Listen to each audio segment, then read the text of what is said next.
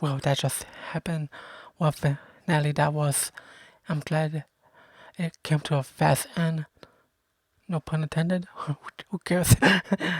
Yeah, so I feel like we were robbed from the finale, which took 9 years in the making. All the things Barry dealt with his villains, we expected a showdown between him and his iconic greatest foes, only for them to shoot themselves in the foot, and they ran of it. No pun intended.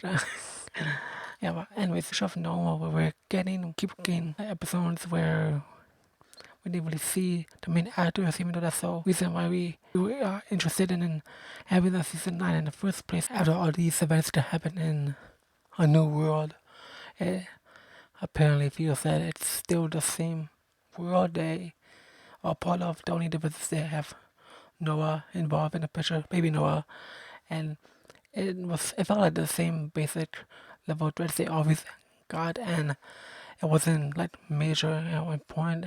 It didn't really made that much of an impact for that many characters anyways.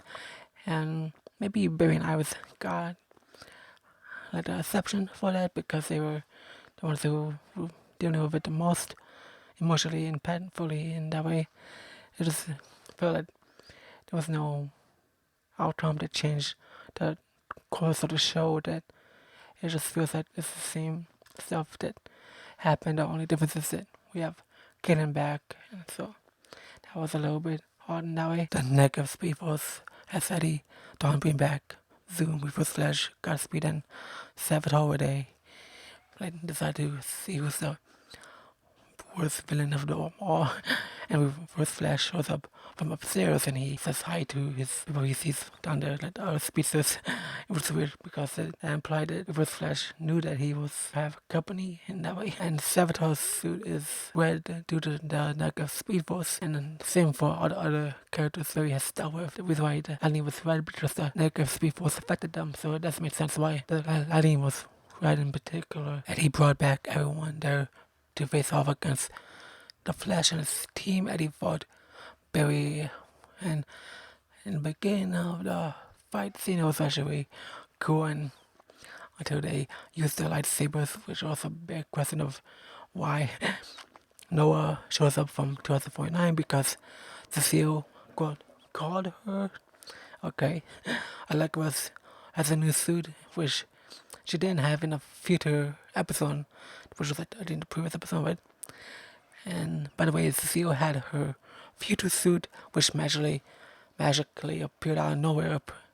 But seriously, where did she get it? In the previous episode, Barry was in the future and was saved by Cecile, and that was the 2049 version of her within the 2023's mind of her. So, because of her mind powers, she only had her suit in the future. So unless she called Noah to bring the suit from 2049 and also have one for Allegra apparently, which I'll get to in a bit, which is weird because in 2049 Allegra didn't have like a superhero suit. She seems like she was just jogging, but at the same time not really because she was probably in the mission with Virtue and Excess in that previous episode. She just wore it in this episode just for the fun of it. And then she flies, which makes zero sense. I understand that a lot of people talk about her flying. That was a big red flag of, yeah, this episode is not turn out as we thought it would. It's gonna be worse in that way for the side characters, where they just keep making them look good and the foes are weak, and just doesn't feel like it was consistent with the way they have the characters within. And so we spent so many years understanding and learning about Zoom, Reverse Flash, and Saboteur, and a little bit about Godspeed, and that didn't matter to Eric Wallace apparently. As an example, when Cecile takes out Godspeed with the Force, basically, it just doesn't feel right. I understand I'm nitpicking. I understand it's the last episode, it's a little harsh. I don't want to say anything too negative about the episode. This is the final episode, however, this shouldn't be any excuse for the way that this is the very last episode of a show that's lasted about a decade. It shouldn't really have to be this way, and there were a lot of people who definitely approve of this script or writing the direction the characters would be. It just felt flat, and people on TikTok actually turned out to make better versions of the Flash. It's just final season by telling their own version of each episode within the videos. So it's just funny how that turned out actually better than what we got. Alright, how is Allegra wearing something that she didn't have for now? It probably was from 12.9 or anything like that. It's definitely not a new suit because it's new to us, apparently. So, and like I said in the previous episode about Allegra, she's not wearing the necklace about protecting her identity or anything like that, and doesn't feel consistent with her characters. And with Flash is easily able to break into Star Labs, which is not surprising at all. I did like that he actually went all his way to get the wheelchair, put it towards where she was sitting in, and sat down. That was actually funny. We know that Bruce Flash can easily kill someone. He just downplays it just for the fun of it. With Bruce Flash, he electrocuted Chester, and instead of wiping his hand, which would have easily been able to kill him, it was not only predictable, however, it was also became really pointless since it made Chester squander, since he already had powers in the beginning, which he rarely used it. He didn't even use it all this season. So that's weird how that turned out. And Saboteur held Nora up, and laughing how awful that scene was. He did that, and no one was in front of Nora. Barry or Iris wasn't there to say, no, Saboteur, don't do it, or anything like that. And that's the whole reason when Saboteur was about to kill Iris, Barry was trying to faster, trying to do through all this, and he wasn't even seen when that happened. He wasn't there, and there was no tension, there was nothing that made me feel like there was any stakes, there wasn't anything. It felt worthless, and she's able to face part of her body, and it took me out of it. And that was it for so many. No one saw Nora in danger, which is no big deal apparently, since nothing really happened to her then. Barry doesn't face off with any of the other species except Eddie, and it wasn't really much of a face off in that way. And Zoom and Tion. That was actually really honestly very prepared towards the core. This quote nature character can do anything the plot wants her to, and what's funny is that Mark stood there just posing completely useless. So that's why have Mark at all? Why have him come back just so he can be annoying and do nothing for the rest of the season? If Zoom, True Lightning had killed and succeeded, for example, Mark Webber had no chance at all. So, and CCPD did nothing. And speaking of CCPD, Eddie's cop friend that went up to the sky is actually there with Kramer and Captain Scene. So she disappears, and Eddie doesn't trust in her reappearance at all, which he's not there, but still he doesn't think about her, he doesn't mention her, he doesn't, there's nothing. We just see her, and if you notice it, then that's cool, but if you didn't notice it, and then you think about it later on, would you think that she wasn't ever there in the episode? If you never decide to watch the episode again, the consistency is thinning. She just disappears and doesn't get mentioned again. Very important friend and partner to Eddie. Nah, who's that? Who cares? Not Eddie doesn't care, that's for sure. Kion tells Barry that she can take him to the negative speed force, and Barry thinks every situation is impossible. Barry, the one who never gives up hope, suddenly sees a dead end, and that happened previously I think earlier this season. He just felt like he was reaching a dead end. He felt like there was nothing he can do. It makes me think that, yeah, he definitely needs a team. This is not really thinking straight. He understands that Barry's going through a lot of pressure. However, come on, dude, you have to think of something, anything. He's like, nah, there's nothing to do. Oh, goodbye Speed Force, goodbye Central City, goodbye Iris, Nora, whatever. Oh, he will everybody. I mean, bash on him too. I love Barry. He's been through a lot. He's done a lot. He's actually taken charge and actually come up with a brilliant ideas and actually save a lot of people, not just with his powers, but with his mind too. So it just makes me wonder why they downplayed this character so bad in this episode. He believes he is in dead end unless someone else tells him. And that's where Jake Garrett comes in out of nowhere. Yes, he's a speedster, so he he can get places fast, but so did he sense the negative speed force too, or since Barry's speed force presence he takes Eddie's speed, so then Eddie takes the speed of the other speedsters, which is easy for him to do since the other speedsters didn't really use their powers effectively and they weren't that much of a threat. Why have these epic foes become easily defeated by the characters most of the audience is annoyed with, and not have one final moment with the actual hero? What challenge does Barry have here?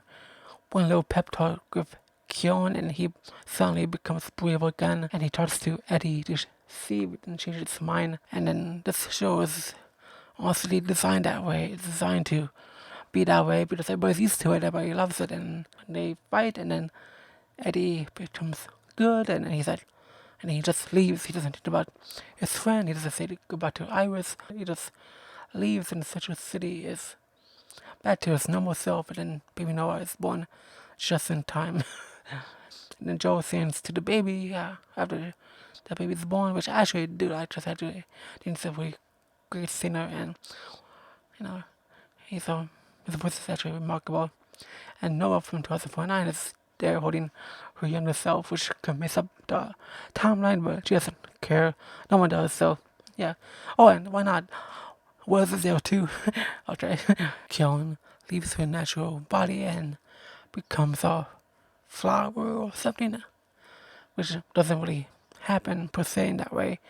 Not the way we think it does. And then apparently Keon had a leather jacket, and when she went up to the sky and gave us Caitlin, she had like normal Caitlin clothes. Basically, the leather jacket was gone, meaning that she was able to change her clothes. So apparently the plot says so. So I guess that's how it's possible. So this show wants us to mourn Caitlin and only for her to be brought back out of nowhere, and only for Keon to be used for the missions and for certain missions towards the end.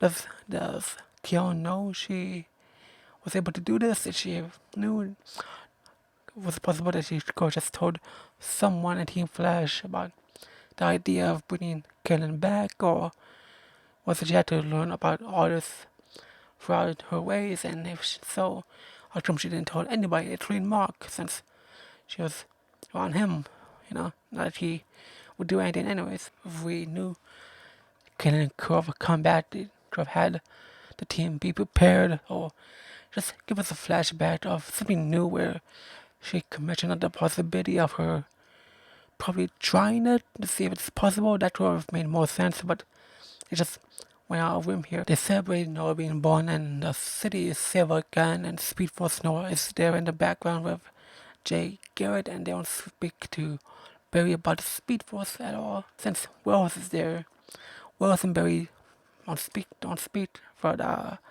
time they're not that we see anyways. Give us something to have a callback about the time when Wells and Barry were, especially since those two were in it from the beginning. But that's not enough to make room for Joe proposing to Cecile, which, okay, nice for him to do that without Jenna in the room, apparently. Barry narrates to us and talks to Baby Noah at the same time, which is basically a callback when the show had Barry narrate to us about him being the Flash. It shows 3 people to have speed as well. Last 2 I forgot who they were. It's okay, whatever. And they gave Avery powers. The only thing that I have a problem with is he gave her powers right there, because she's in public, so people can see her being a speedster, which should probably be bad, because then everybody will know who she is. He reveals his daddy so much in this episode. I mean, in this show, he must well do the same for someone else. I didn't really speak much about Iris here, so I'll do it here. She's what keeps Barry going, and she's actually one of the positive things about this show. Something that I feel like really grounds the show really well, and she told Barry to run. Barry run in the start of the the episode. So Barry wanted to be with her, which was a little rocky with Eddie in the very beginning of the show, which until Eddie made the sacrifice, and it turned Barry and Iris to the point where they ended up being together eventually, and then they have a lot of love for each other. They actually ended up getting married in the Crisis on Infinite Earths crossover. I actually meant to say Crisis on Earth X with Felicity. Don't forget about that. Yeah, so I actually loved that their marriage never fell apart. They actually became a team. They had a lot of problems with the enemies they dealt with, and they worked on it together in a way. And then Nora was also in their lives, and then the fact that Nora was working for Dawn really shook Barry up a bit, and which got Barry and Iris really intense in that one episode when they're talking about her working for Dawn. So that was such a really big important thing that really shows how much those two care about each other. And yeah, it's really amazing how this show was with these two, and Grant and Candace really showed those characters their true selves, and they actually put a lot of effort in that way. Their characters became really spectacular, especially when they were together, and you can just tell those two actors have so much chemistry, and I really love that. And so that Grant said about Candace about the show ending, that was actually really something, because those two were basically playing the same characters for a decade, and those two actors love those two characters so much. This is part of them, and yeah, regardless how the final episode turned, we can agree that they actually did something amazing. Even though I saw Candace's Instagram post about her daughter's on the show, that was actually really lovely. I just highly recommend you check it out. That was actually really touching. I really love that. Regardless what you think about the episode, the actors actually give it all, especially those two. Regardless, they weren't really in the last season as much as we thought they were. At least when they were on screen, we can tell they love these characters so much, and it's in a way, I love them as well. Thank you for watching my reviews of The Flash. I have been reviewing the show through my second channel on Spoiler Territory. So then, back and forth. So then I also did reactions. So the last season was the end of the bingo called I review other superhero shows such as Superman and Lewis, if you guys are interested in that. And Spoiler Territory, I have a bunch of other, which is what you're listening to. It's mostly DC content here. I will be doing other Marvel content on my second channel if you're interested. And I really do appreciate all of you hearing me out about my reviews and thoughts about the show in any way possible. Thank you so much, and yeah, thank you, and take care of yourselves, and I'll see you all soon, right? Have a lovely day, and hopefully we see Barry again. Yeah, alright, see you guys, bye.